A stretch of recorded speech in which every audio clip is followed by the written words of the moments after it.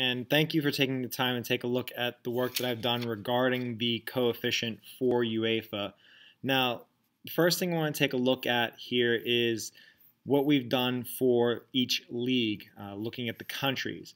Now, taking into account not only just the domestic success, we also wanted to look at the Champions League success as well as the Europa League success. And from that, we wanted to calculate a yearly score. With that score, we'll talk about how, in the end here, that would apply to the coefficient for the particular country. Now, I want to take a look first. We're going to look at just 1 year here. This is going to be 2009, 2010. Now, with this, for the domestic score, I was more focused on competitiveness more than who are the best teams coming from which leagues. I wanted to see where was the most competition within the leagues. Now, as you can see from what we have here in the headers, we see that we have number of teams, matches per team. We have the highest scoring team. In this case, for Spain, the highest scoring team had 99 points, and the lowest scoring team had 34 points. And then we took the median score, that being 46 points. In the case of 20, we'd take the 10th place team and the 11th place team and average their two scores together.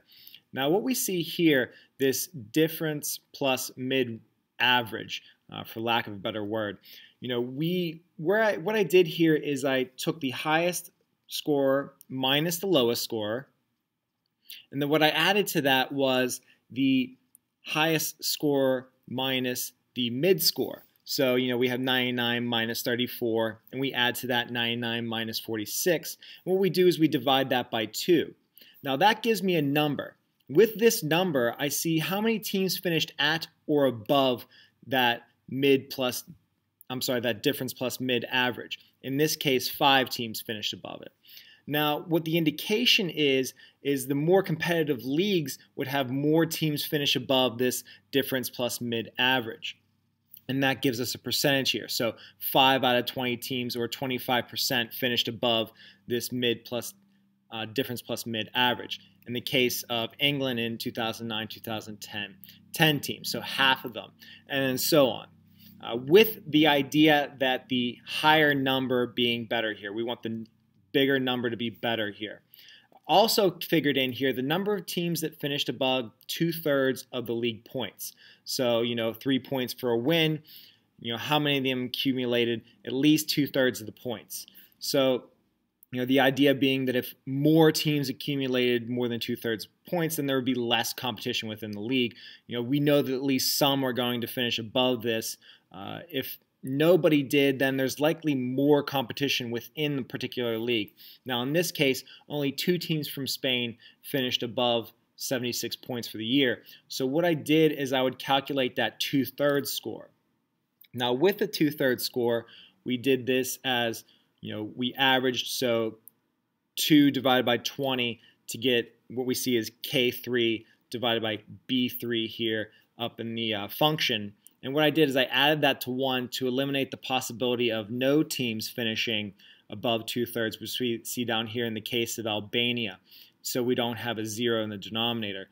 And with the higher score being the better number, we see that, they got 0.91 in this case. Now, adding the 2/3 score and the percentage at or above DMA, that gives us our league score, which we see next here. Now, from there, we also calculated Champions League and Europa League success, and let's talk about how we figured in those numbers. The first couple are pretty simple, straightforward. The number of teams in the Champions League, we're just focusing on the group stage here. Group stage is our main focus for the coefficient. Then we see the Champions League group points, how many points they accumulated each country in the group stage. And then a mere percentage of points, we know they get 3 points for a win, so we would just simply calculate the number of teams would be, in this case, 4, so the possibility of accumulating 18 points, so the number of points that they earned divided by whatever number that would be here that they would possibly accumulate. From there, we have the number of teams in the knockout round, how many rounds were won by those teams in the knockout round, and whether or not they won the Champions League. And we see that in 2009-10, Italy won the Champions League. So we see that their CL score, their Champions League score, is in fact going to be higher. Now to calculate that Champions League score, what we did is we took the percentage of points, which we see in column P here, and what we did was we did the percentage of teams that advanced to the knockout round. So we saw that they had 2 teams advanced to the knockout round. We're talking about Spain here. Out of their 4, so it's 0.5. Plus the rounds won per team in knockout round. So again, the higher number being better. 2 rounds won per 2 out of 2 teams. So that's 1 per team here. Again, the higher number being better. Plus 1 if they were the winner. So in this case, Italy got the extra point for winning the Champions League that year. Plus the number of teams in group stage. So we see here they had 4 out of the possible 32 group stage participants.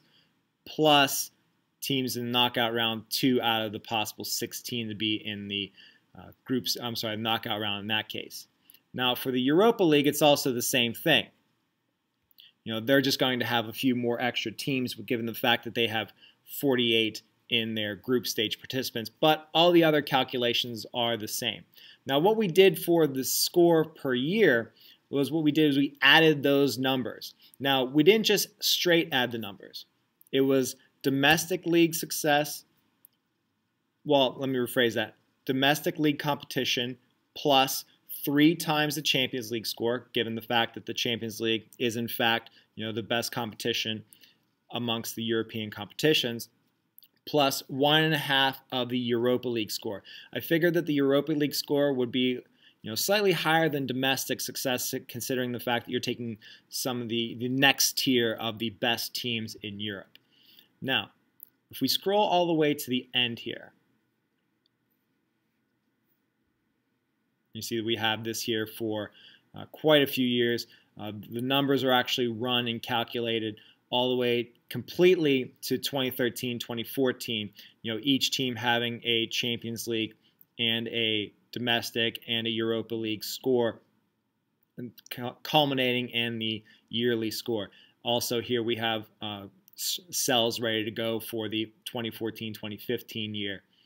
Now to the end here, we have our coefficients. What we did is we added the 5 coefficients, the 5 scores from each year, that's 2009-10 to 2013-14, and divided it by 5, so it's kind of an average score here. What we see next here are the Champions League entrants. This is based off of what UEFA already had. They had 4 entrants for the top 3, 3 for the next 3, and so on. What we have next to that, though, is a multiplier. Now, this multiplier is going to be helpful for us when we calculate the coefficient for the teams. As you can see here, from my perspective, any team finishing in double figures for their coefficient gets a multiplier of 5. Going down to the next list, any team between 6, greater than or equal to 6, but less than 10, that's going to be a multiplier of 4. Now, when we're between here, in this case, 6 and 3, including 3, then we're going to have a multiplier of 3 in this case. And then anywhere from 2, including 2, to 3 is going to have a multiplier of 2. And then all else will have just a multiplier of 1. So that was our basis for constructing all the coefficients for the given teams and leagues to help build a multiplier that we could use for each team. Now let's go to the next page where we see team success. Now what I did here with team success is calculated not only just domestic success, but also Champions League success, as well as Europa League success, which culminated in a pre-coefficient, which we used the multiplier to give us the actual coefficient. Now let's scroll all the way back here to talk about those particular pieces. Excuse me. As you can see, this was done over a 5-year period where we calculated the number of matches played for each team, the number of points they accumulated, possible points being, again, the fact that they could earn 3 points for a win, so 3 times the number of matches that they played over a 5-year period, and then the number of titles that they earned over that 5-year period, giving us our domestic score. Now, for the domestic score, what I did here was the points out of their possible percentage points. So, I'm sorry, the points out of their possible points, so just a straight percentage, plus the number of titles out of 5 years. So in this case, we see that Bayern had 3 titles out of 5 years. So, that'd be 3 over 5. But I also figured in the multiplier, figuring that Germany has a much more competitive league than somewhere as we scroll down further. We see Cyprus here, who won 3 titles out of 5. We also see down here Bate, who won 5 titles out of 5 for Belarus. Now, my thinking was, okay, that isn't necessarily comparable. Germany has a better league than Belarus, so let's figure in the multiplier. They should get more points for earning more of the domestic league titles. So that's how we calculated the domestic score here. Now scrolling over to the group stage, this is just simply number of matches played, points accumulated, possible points, just a straight percentage.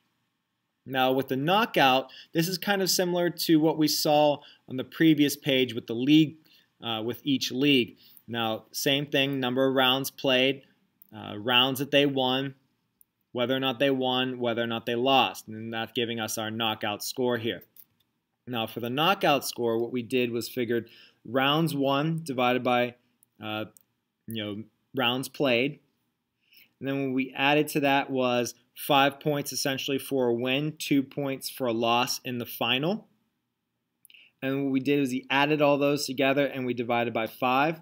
We also added to that the number of rounds played out of 16 teams, and then divide that by 5 again over a 5-year period. That gives us our knockout score. To the qualifier score, pardon the bell there. For the qualifier score, we had to figure in, for this case, the rounds won out of rounds played, and we divided that by 5. With the thinking being there, okay, so the highest possible number you can get is a 20% here, 0.2. So we didn't want that number to be too high, didn't think it was fair and comparable to the group stage, to the knockout stage. Same numbers as we look at here for the Europa League. The only difference being the multipliers here. In the knockout round, it was 2.5 for winning the Europa League and 1.25 for losing the Europa League final. And then the qualifiers again, which brings us to our pre-coefficient, where what was done to find the pre-coefficient was we had our domestic score plus we had our group percentage plus 2.5 for the knockout score, times the knockout score, I should say, plus a half times the qualifier score, and what was done was we multiplied that number by 3, again considering the fact that it's the Champions League, so it should be worth more. And then also added to that the group percentage plus 1.25 times the knockout score plus 1/4 of the qualifying score, and then again multiplying that by 1.5. And we see here now where the multiplier comes into effect. Bayern being in Germany, their multiplier being 5. And then finally their coefficient added as such. Now, what I did here was I also included not only this current season's Champions League participants, but also some past participants, some teams that just participated in Europa, as well as teams that qualified for next season's Champions League, as well as teams that look to qualify for next season's Champions League. As you can see that we have Lyon here, who's currently leading Ligue 1. We also have included here Valencia, who is currently 4th in La Liga. Also included in here we see Napoli, who is right now in line in Serie A to grab a 3rd place finish.